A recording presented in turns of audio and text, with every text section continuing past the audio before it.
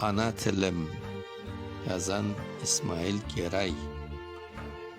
Ayneni aytılsa nazladım, tınladım. Açıksam mamay dep mugayip ınladım. Yukusuz geceler beşiğim terbetti. Asırının gayesi maga til öğretti. Anayım bu tilde ayneni aytkan, ruhumda tesiri tamgası kalkan. Ya katip süymeyim men seni tilim, bu tilde konuşkan tuğanım ilim.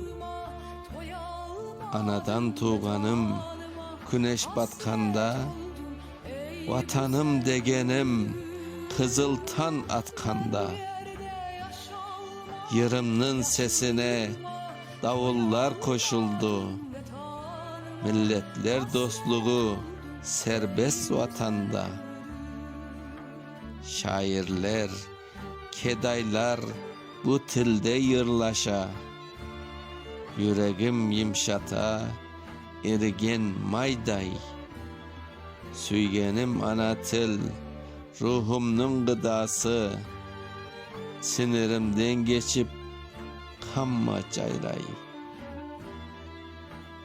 Vazgeç kardeşka, men de oynayım. Kaytarma deseler, yürekten coşaman men.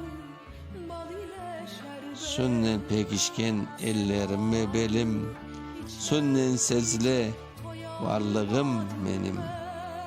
1968 Kuyan Mustafa Şan.